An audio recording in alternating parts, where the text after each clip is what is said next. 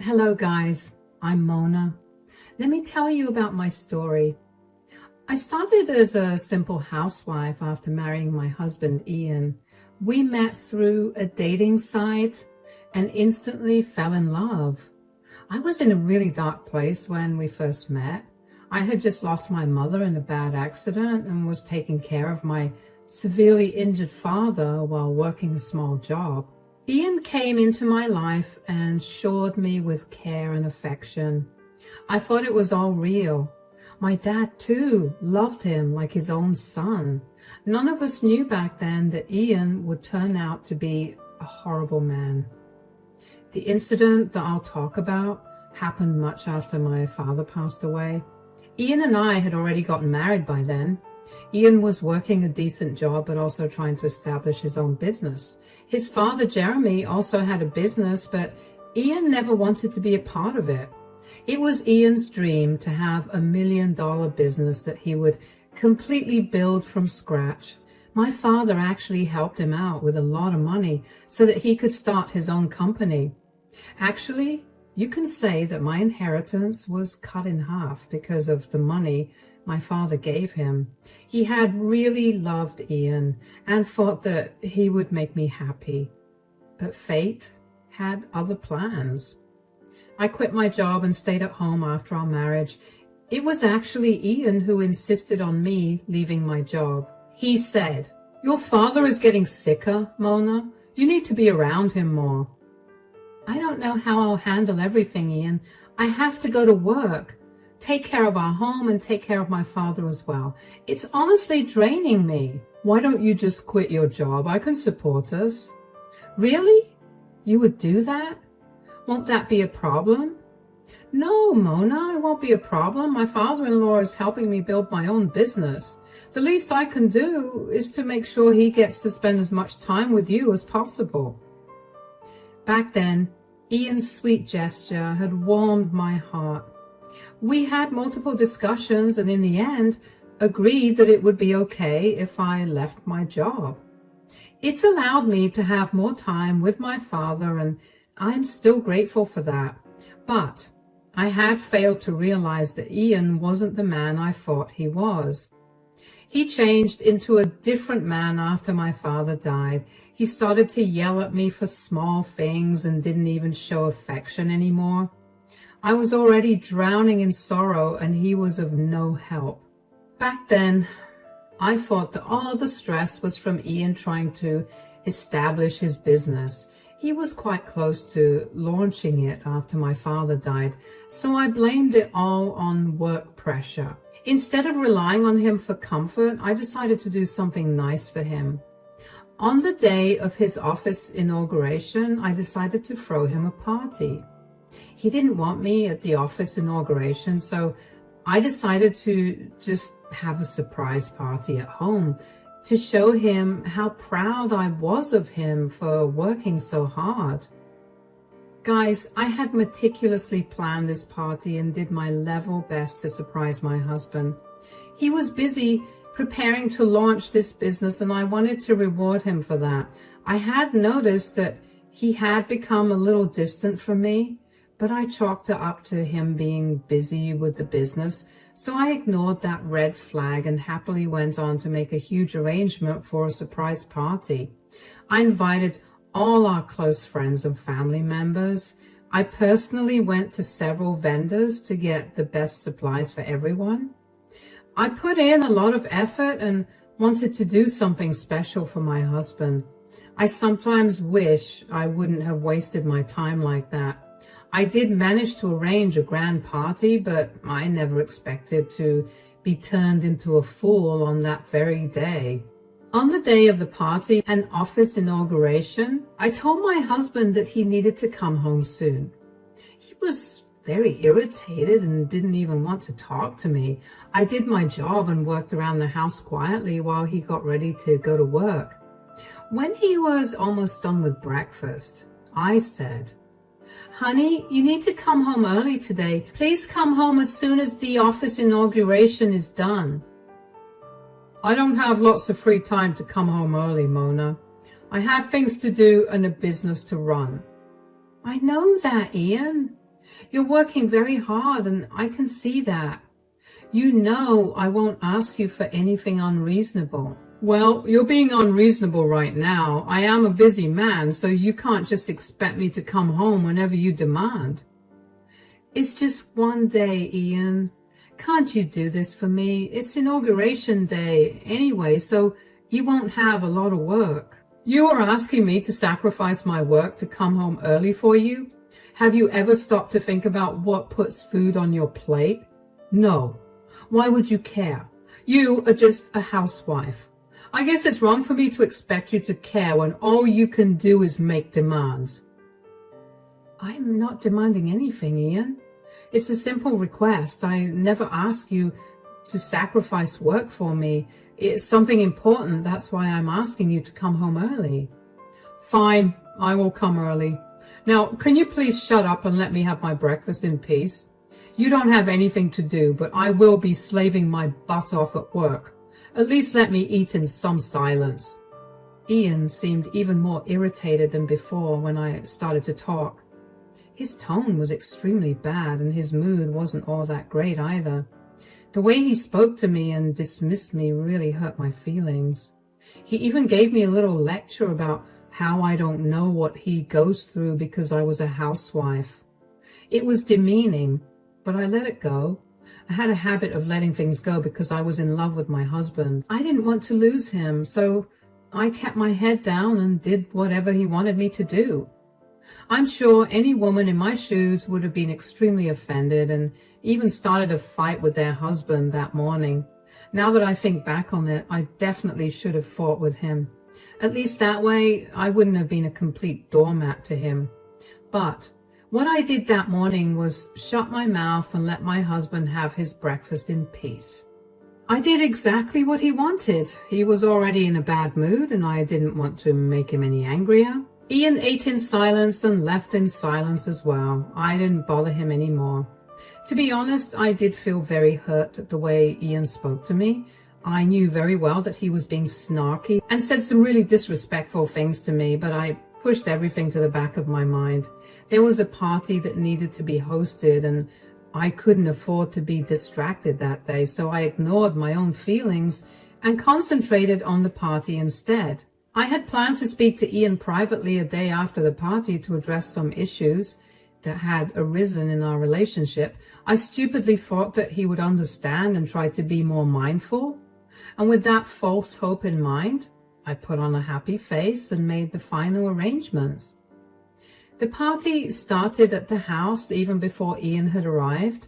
The plan was to decorate our backyard and have everything arranged after Ian left for work. The vendors did charge me a lot for last-minute preparations, but I paid out of pocket for it. I was using my dad's inheritance and wasn't taking any of Ian's money. I think I should make that clear here. Anyway, the guests arrived along with my father-in-law, Jeremy. He was appreciating my party planning skills when I heard Ian pull up to the house. I quickly went to get the door and welcomed Ian inside. He seemed to be still a little irritated, but didn't say anything as I led him to our backyard. Everyone yelled, "Surprise!" and cheers went up all over the place. Ian just looked at everything very stoically and then turned to me to say, "What is this? Did you arrange this?" "Yes, it is a surprise party that I arranged for you, Ian." "Why?" "Wait, don't tell me you're pregnant. Oh God, that would be the worst news ever." "What? No, I'm not pregnant, Ian. This is just a celebratory party for your business, Ian. Why did you react so negatively to it?" "For a moment, I thought you would spring some kind of pregnancy news on me. Thank God you weren't able to trap me so easily." The way Ian was talking was starting to sound alarm bells in my head. He was really concerned I would end up revealing some pregnancy news to him. He was afraid that the party was a way to announce that he would be a father. What was exceptionally bizarre was that he was scared to have a child with me. He also said that my having a child would mean he would be trapped. Those sentences did not make sense coming from my own husband. I was a little shaken by his words and didn't know what to say, so all I could say was, "What do you mean, Ian? How would getting pregnant be bad news for you?" "You getting pregnant will definitely be bad news for me because of what I had planned to do today." "What have you planned to do, Ian? I don't know anything about it." "Well, looks like you are not the only one who arranged a surprise. I hate to have to do this publicly, but I see no other way now. Here, these are for you." Ian handed me a bunch of papers right in front of everyone. I was really confused and looked down to see what those papers were about. I didn't have to read far to know what Ian had handed me. My eyes went wide with shock and I started to shake a little. I looked at Ian in disbelief and desperately wanted him to tell me this was a prank or a joke. However, Ian was stone-faced, looking at me like he was annoyed by my very presence. His voice gave it away when I said, Are these divorce papers?" "Can't you read, Mona? Of course they're divorce papers." But why, Ian? What happened? Why would you want to divorce me?" "Why would I want to divorce you? Are you really asking me that? Answer me first, Mona. Why should I stay married to you in the first place? I have literally no reason to stay married to you." "What are you talking about, Ian? We love each other. That's why we got married in the first place." Ian started to laugh when I said that. I was horrified by his reactions. I even started to softly cry when I realized that he wasn't joking about the divorce papers. My mind was a mess and I didn't even notice what the guests' reactions were. I was pretty sure that they were as surprised and confused as I was. They looked on while Ian laughed and continued to say, "Get off your high horse, Mona. Why do you think I still love you? I never loved you to begin with." "What? You never loved me?" "No, I never loved you. My biggest mistake was getting into a relationship with you." "Then why? Why did you marry me?" "Well, I wanted to break up with you, but I couldn't. Your father promised to invest in my business, and I knew he would have backed away if I'd broken your heart." So you used me for money? All this was for money? Did you never really love me, Ian?" "No, I never loved you." "Well, I thought I could get used to you or something, but that didn't happen. You're just a dim-witted housewife who will never be able to have my love and admiration, so I've decided to finally call it quits and move on. That's what the divorce papers are for." Those words did it for me. I fell to my knees and started to bawl because I hadn't expected the love of my life to say those things to me. That day, right in front of everyone, Ian had said that he had no feelings for me. He had just married me for money and regretted being with me in the first place. He had literally given me the impression that he was a loving and caring man. That day, I saw a very different side of him. He was nothing short of a monster. Ian was a cold, calculating, evil man who had nothing but greed in his heart. And I had wasted 5 years of my life on a man like that. My heart broke so badly that I could barely hold back my tears. Right in front of everyone, I cried my eyes out while my friends rushed in to calm me down. I was in such a bad state I couldn't even speak, but I did hear my father-in-law take a stand for me. I heard him say, "Are you insane, Ian? What on earth are you talking about?" "I only told the truth, Dad. It's too bad Mona can't handle reality. I'm done pretending I love and adore my wife. She's nothing but a useless woman." "I didn't raise you to treat women like that, Ian. You have really crossed your limit and said some horrible stuff about Mona. This is unacceptable. I can't believe my son had grown up to be such a greedy and selfish man." "Oh, please, Dad, there's no need to lecture me. I did what I had to do to establish my business. I have already said that I tried my best to be with Mona and adjust, but she's just too dumb and useless for me." How dare you call your own wife dumb and useless, Ian? Have you forgotten what she had done for you? She literally took care of you for 5 years, and now you were saying that she's just useless? Come on, Dad. Being a housewife is not a big deal. Yes, she took care of me in my house, but I also fed her in return. I gave her financial security that she could only dream of since she wasn't capable of anything. You are dead wrong, Ian. Mona is much more capable than you are. You are just being a blind and prejudiced man. If she's such a cat, she can find herself another man or maybe a job. I'm not going to stay with her any longer. I have my own business now, and all I need is a smart wife who would help me run my business. A girl like her is only good for middle-class people with 9-to-5 jobs. Jeremy and Ian had a huge fight, and they argued for quite a while. Things got pretty heated between them, and people had to step in and separate them. Though my guests helped break up the fight between Jeremy and Ian, they were on my side. Most of our guests were vocally telling Ian that this was a bad idea and that he was making a huge mistake. A lot of my friends and even his own family members berated him for what he was doing. Ian remained stoic and only kept saying that he deserved someone better, and a businessman like him wouldn't be with a dumb woman like me. After what felt like ages, I got up from the ground and looked at Ian to say, "You really regret marrying me, don't you, Ian?" "Yes, I regret marrying you. But maybe it was a good thing because I wouldn't have your father's help otherwise." "So, I was only good for the money, wasn't I? You don't feel anything for me and think I'm a dim-witted woman." "That's right. You're just a housewife who's of no use to me anymore. Don't try to beg me to stay, Mona. It won't work on me."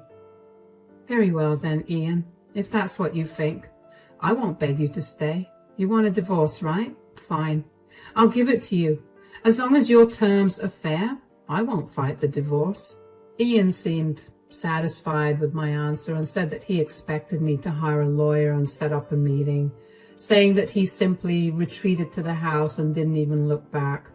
He didn't care about the party I had set up. Maybe I was stupid for thinking that, but I had spent a lot of effort hosting the party. Ian cared nothing about it. All he wanted was to get away from me. He didn't like that his guests, including his own family and friends, were speaking against him, so he didn't even bother to stay.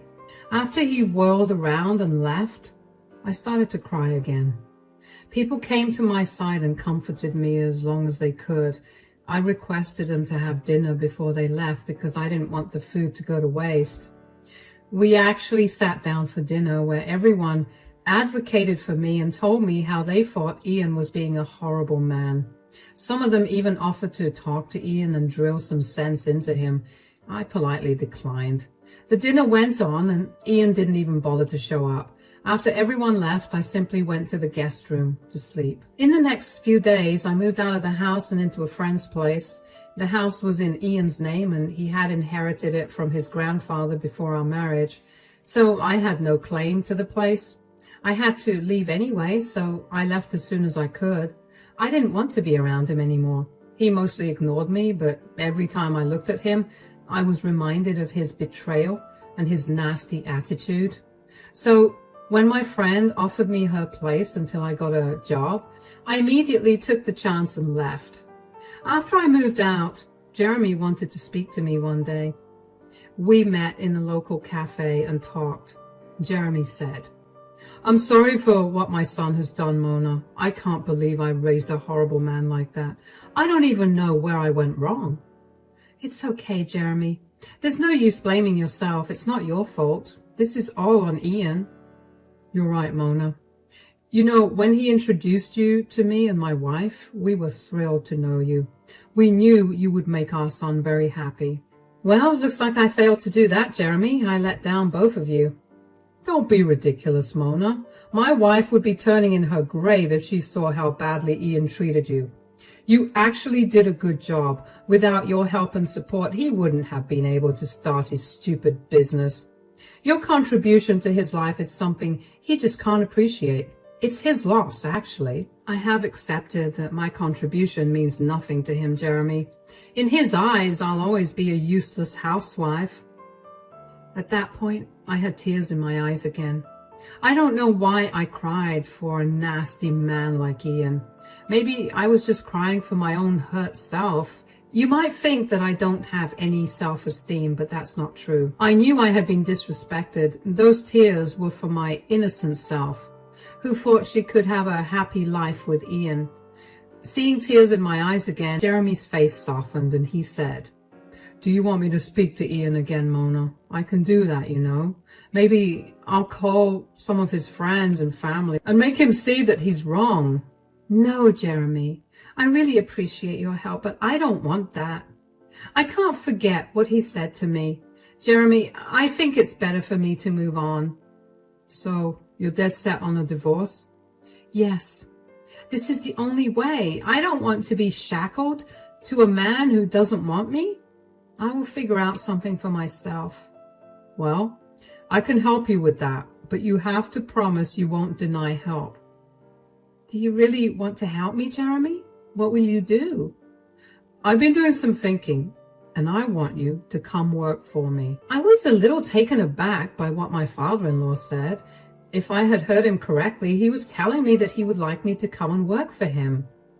Jeremy actually had his own business, so that's how he was able to offer me a job.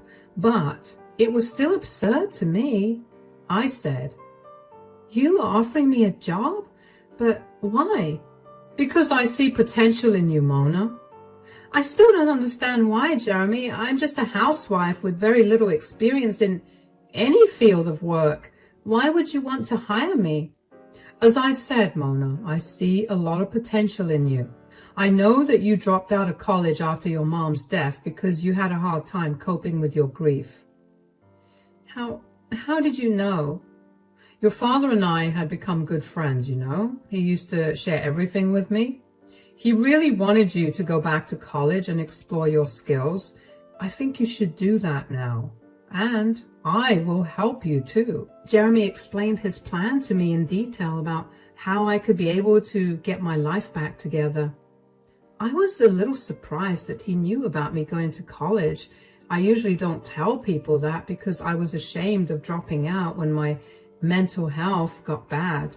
Ian also played into this insecurity of mine and often reminded me how I was lazy and dumb for dropping out of college, so I never told people about it. It was my father who told Jeremy and even expressed his wish for me to go back to college. I hadn't really considered that since I was content being a housewife. However, recent events have made it clear to me that it's not a good idea for me to depend on anyone. Besides, I really wanted to prove a point. I was really angry and hurt over Ian's words and wanted to do something to make him regret doing this to me. So I accepted Jeremy's offer, but I was still skeptical about college. I said, "I don't know about college though, Jeremy. I don't have much money anyway. I'm pretty sure whatever I have left from my dad's inheritance will be gone to hire a lawyer. Then I would have to sustain myself till I get alimony." "Oh, you don't have to worry about that, Mona. You can join straight away, so you will be on a payroll soon. You can also take classes once the divorce has been finalized and Ian buys you out of the company." "But if you do that, you'll be going against your son, Jeremy. He might end up hating you and not speaking to you again." "Well, it'll be a good thing because I don't want to speak to him either. He has become a horrible person and my own morals wouldn't allow me to be in his company anymore. Our relationship pretty much ends here." I gave Jeremy some time to think about this. In fact, I needed some time to make a decision as well. In the end, we decided to go ahead with our plan. I started to work at Jeremy's company while also preparing for a divorce. Getting a divorce was fairly easy because it was a mutual divorce. Ian didn't put up a fight when I asked him for 50% of his company. He had plenty of money stashed away from his last job because he had been planning to leave me for a while. Since Ian's company was in its infancy, Ian thought it would be the best time to buy me out. He was confident that his business would make big profits, and when that happens, the money he spent on me wouldn't matter. Anyway, the divorce happened in the next 8 months. Ian and I didn't stay in contact. He did get to know about my new job in his dad's company. He had made a rude comment about how I can only get a job through charity and will always work under someone. The comment would later come to haunt him. 3 years passed and I started to slowly take over Jeremy's business. I went to college with the money I got from my divorce. After completing my degree in business studies, I started to take active control of Jeremy's company at his insistence. By then, he had been completely cut off from Ian, who didn't want him around anyway. I guess he was a little ashamed that his father ran a small business, and that's why he never wanted to take over his father's company in the first place. Anyway, he had really put a lot of time and money into his company, but it didn't quite work as he had planned. His company was sinking, and he was actually deep in debt. It was fairly public news. I knew about it, and I used that opportunity to show him how wrong he was about me. Ian and I ran into each other at a business conference. He was stunned to see me and said, "Hey, Mona, nice to see you after so long." "Hello, Ian. It really has been a long time since I've seen you." "I guess you're here to represent my dad's company?" "Well, it's actually my company as well. I own 50% of the company now. He's planning to retire soon and will be giving me the rest of his shares as a gift." "Oh, that's great news, Mona. I can't believe my dad's company has grown so much these past few years." "Yep. We have opened multiple stores across the state. We have major plans for expanding it further." "I see. You have done well for yourself, Mona. Everyone has been praising you, and even Dad tells everyone how much you have helped him to expand his company." "You can definitely say that, Ian. I remember how you called me a dim-witted housewife. I guess the tables have turned now, haven't they? What a twist of fate. Somehow your dumb ex-wife made it with your father's small business, but your business is on its last leg." Ian actually looked away in shame as I said that. When he approached me at the conference, his entire demeanor was different. Gone was his obnoxious attitude. Instead, he seemed excited to see me. Too bad it did nothing for me. I was just there to remind him of what he did to me and how wrong he was. His own father chose to leave me half of his company because he wanted me to be the sole owner, since I had put in the effort. He didn't want to leave anything to his worthless son, who had looked down on his father's business. Ian, in his delusion, had not only lost a wife who loved him, but also his father who supported him. Now, the business he had dreamed about was failing as well, so he actually didn't have much to say when I confronted him again. He mumbled an apology and left in shame. After that night, Ian tried to get in touch with me. He wanted us to try again and help him recover his business from failing completely. I laughed at him and rejected both of his requests. Ian had not changed even a little, so I didn't feel any pity for him when his company finally went down. Due to his poor management of finances, he was drowning in debt, and even with the sale of his company, he couldn't get out of it, so he had to file for bankruptcy in the end. He is working a 9-to-5 job again after all these years. Meanwhile, I have gained full ownership and control of Jeremy's company. He has retired, but helps me out with advice sometimes. Today, I'm actually known as an eminent businesswoman in my city. Although I wasn't able to establish $1 million company with Jeremy's help, I did prove my worth to my ex and the world. I also hope I made my father proud.